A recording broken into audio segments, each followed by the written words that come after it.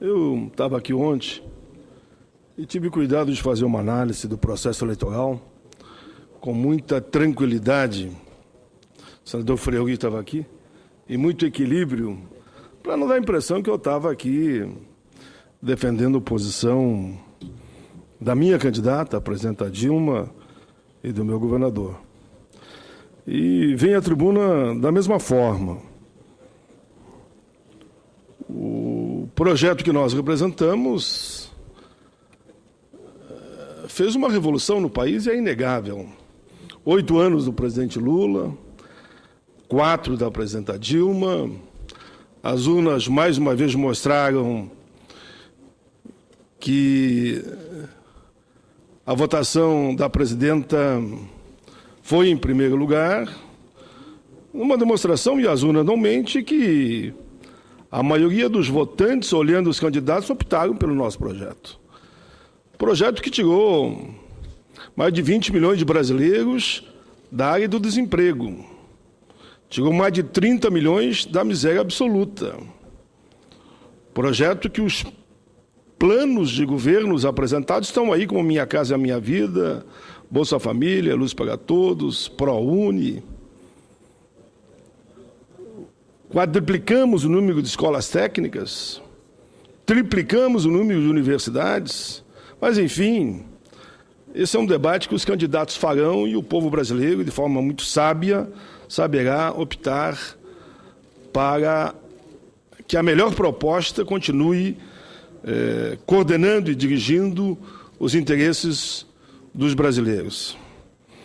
Presidente, eu vou falar de um tema nacional e não falarei porque São Paulo é governado pelo PSDB que o problema da água é do PSDB. Não, o problema da água é um problema nacional e mundial. E falarei nesse sentido, não usando esse debate como instrumento de desconstituir o adversário que democraticamente vai disputar as eleições conosco. Senhor presidente, vou falar sobre os recursos hídricos, que é um tema que todos nós temos que debater. A sociedade brasileira tem se defrontado há muitos anos com a questão da falta de água, que se agrava no Brasil e no mundo.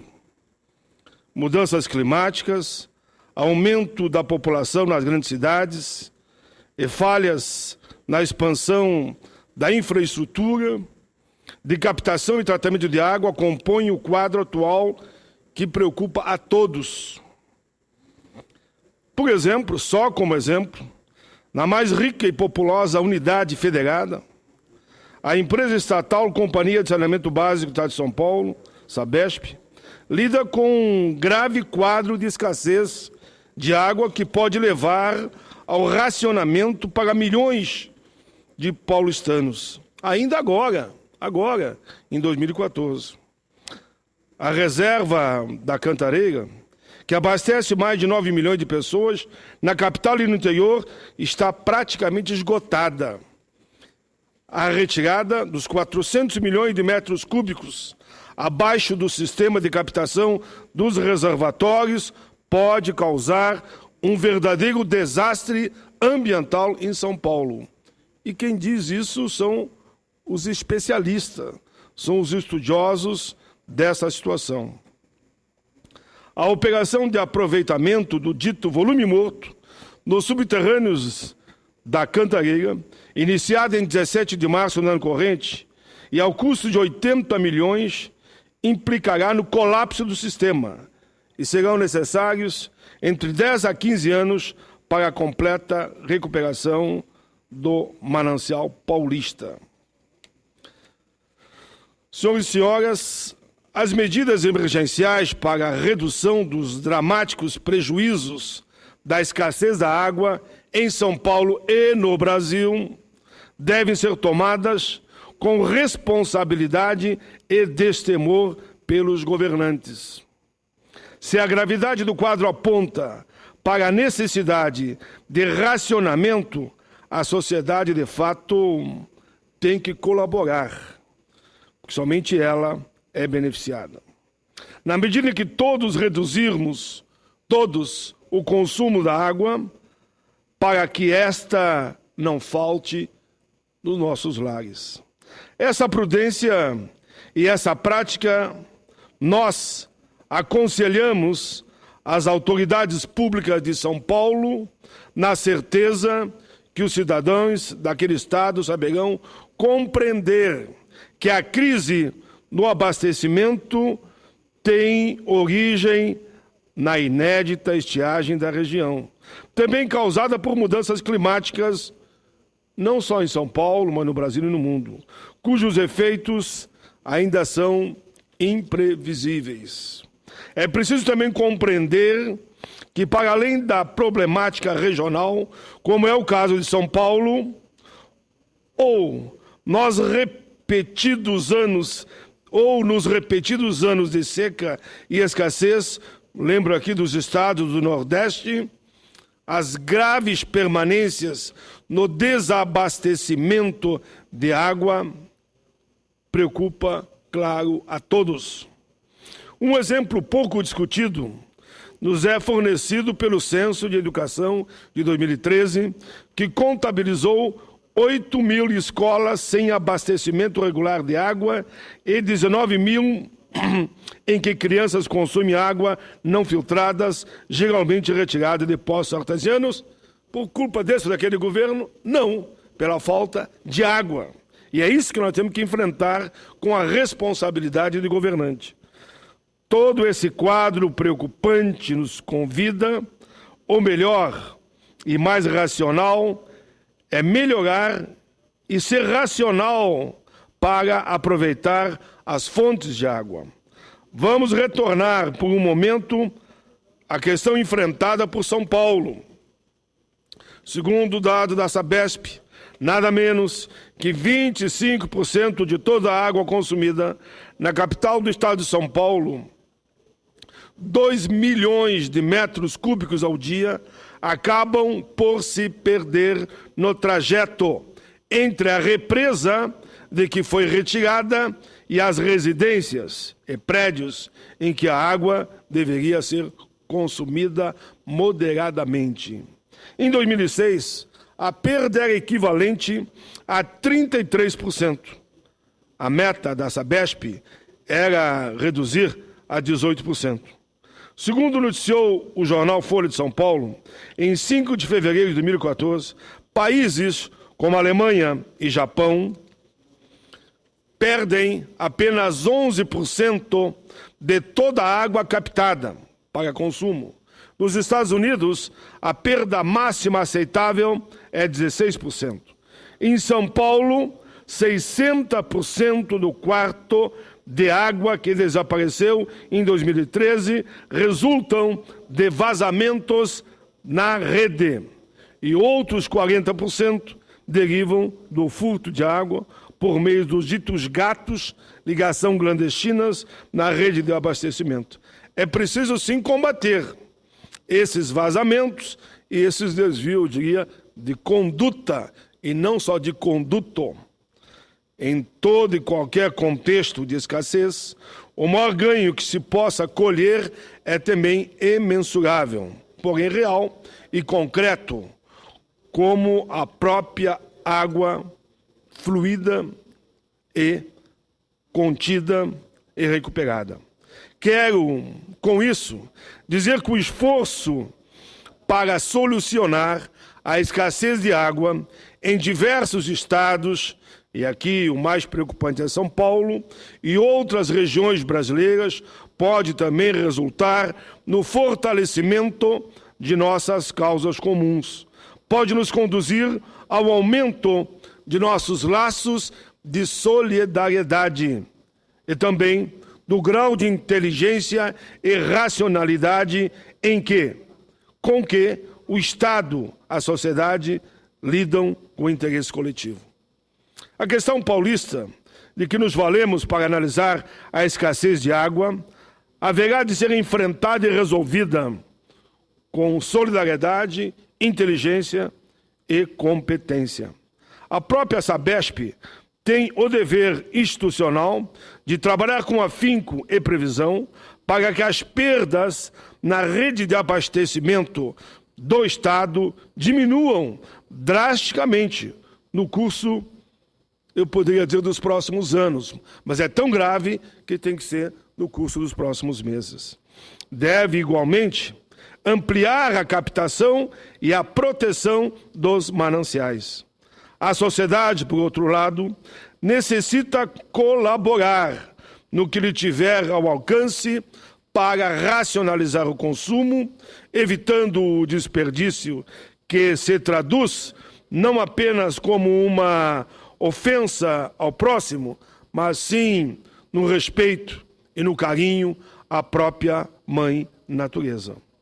Somos hoje mais de 200 milhões de brasileiros e temos a sorte de viver em um país generoso e ambientalmente rico, com mananciais de água, os mais diversos, com nossas imensas bacias hidrográficas ou o gigantesco aquífero Guarani, que permeia pelo Rio Grande, reservatório subterrâneo que compartilhamos com os países vizinhos do Cone Sul e da América Latina. Há quem se reconhecer, todavia, que a distribuição geográfica de nossos mananciais nem sempre favorece o consumo nas áreas de maior concentração populacional. É o caso do Rio Amazonas, por exemplo. Encontra-se numa região escassamente povoada. Por todas essas condicionantes, faz-se necessário a cada um de nós assimilar a importância do pequeno, porém inestimável papel que podemos cumprir ao favor de todos e de cada um, ao valorizarmos a água que chega em nossas casas. É importante termos em conta que uma torneira aberta por 5 minutos, resulta no gasto de 80 litros de água.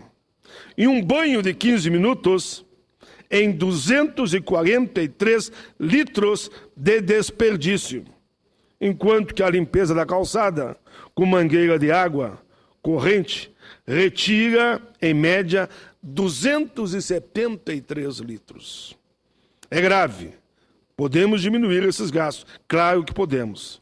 Necessitamos, portanto, alterar os hábitos em favor da máxima economia de água, e essa nova consciência precisa ser amplamente cultivada desde a infância e também entre os jovens e adultos brasileiros e, claro, também na nossa velhice.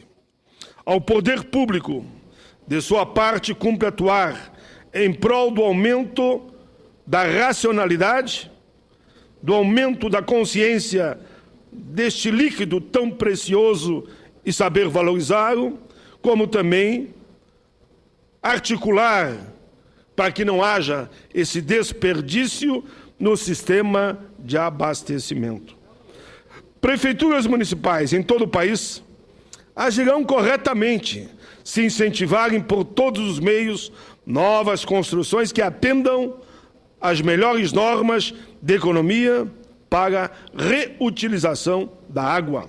O prefeito municipal consciente deverá fazer de tudo ao seu alcance para incentivar o uso generalizado de torneiras com fechamento automático, a começar pela própria prefeitura e demais prédios públicos, bem como a adoção de soluções inteligentes no reuso da água, para fins não potáveis, por exemplo, para regar plantas, lavar calçadas, para irrigação de jardins, de parque, campos, cemitérios, até mesmo nos banheiros, bem como nas estradas, no cinturão verdes, no cuidado com as plantas, nos gramados, nas residências, reutilizando sempre a água. A construção inteligente de prédios, em nossos dias, resulta na condução de água da chuva, por exemplo, que a água da chuva vá para reservatórios projetados para estocagem. e consume-o na própria edificação. E a mesma lógica vale para o uso consciente da energia elétrica. A instalação de placas solares deve também ser ampliada, uma vez que diminui de forma considerável a demanda da própria rede elétrica e a conta dos usuários de energia. Em ambos os casos, não se pode dizer que exista, por parte do cidadão, um verdadeiro gasto, seja na aquisição de placa de captação da energia solar ou na instalação de reservatório ou torneiras com controle automático. Tem que haver um incentivo por parte do poder público. O que ocorre, na realidade, é um adiantamento, um desembolso prévio de gasto na construção civil e investimento que acaba por se pagar em curto período. No longo do prazo, resulta em níveis de economias para todos. Ao lado do cidadão comum e do poder público, deve também os empresários se empenhar para agregar inteligência e criatividade no bom uso de recursos escassos, como aqui a água. A falta de consciência de sucessivos governos no estado de São Paulo levou à completa poluição dos rios Tietê e Pinheiros, enormes mananciais hoje inservíveis, mas que no futuro haverão de ser recuperados, creio eu, para a felicidade de todos e para o abastecimento da megalópole que é São Paulo. O empresário consciente, que em nossos dias ainda polui esses rios, o empresário consciente que, em nossos dias, ainda polui esses rios, deve compreender a necessidade de cessar essa prática, que ele está sendo irresponsável, reservando anualmente uma pequena parte de seus lucros para a proteção da natureza, que não pode mais ser tratada como lata de lixo. O bom exemplo de empresários conscientes merece ser reconhecido, fomentado, difundido, incentivado, para que se multiplique em todo o território nacional. A escassez de água em cidades e estados do Brasil, principalmente São Paulo, e esse debate é importante, irá nos servir de incentivo a mais inteligente e abalizada ação coletiva na gestão do que nos é comum. E esses esforços, a própria rede de ensino superior, pública e privada, pode unir, fomentando soluções inteligentes no aproveitamento de nossos recursos naturais. Por isso, gostaria de sugerir ao Senado da República a criação de um prêmio nacional para as melhores e mais criativas soluções científicas de racionalização do uso da água e da energia. Esse prêmio poderia ser instituído tanto para as feiras de ciências do ensino básico e médio, quanto para os universitários em graduação e pós-graduação, eu diria até para as prefeituras, que demonstrassem claramente que conseguiram reduzir o gasto da água, assim, trabalhando para o bem comum de todos. Esse reconhecimento anual, uma espécie de prêmio Inovare no âmbito científico-tecnológico, bem poderia ser acompanhado do auxílio jurídico do Senado ao registro das patentes de melhores invenções em favor dos pesquisadores que as receberam, na certeza de que o fomento e a criação lúdica do inventor, do jovem, por que não lembrar, professor Pardal, irá nos favorecer a todos, porque incentiva a própria discussão no âmbito educacional do bom destino que daremos a este país com a grandeza e generosidade de todo o nosso povo e que cumpre a nós, homens públicos, gerenciar. Por fim, senhor presidente, eu não poderia deixar de me posicionar sobre o julgamento que teremos amanhã no Supremo Tribunal Federal. Registramos que o recurso extraordinário 661 256, que trata do Instituto da Desaposentação, será objeto de discussão no plenário do Supremo Tribunal Federal amanhã, 8 de outubro. Além dos advogados de defesa, os aposentados, e eu diria, nesse time, nessa corrente para frente, contarão com o apoio jurídico da Confederação Brasileira de Aposentados e Pensionistas, COBAP, e também do Instituto Brasileiro de Direito Previdenciário, IBDP, ambos na situação de amigos curi, amigos da Corte. Ao lado do Instituto Nacional de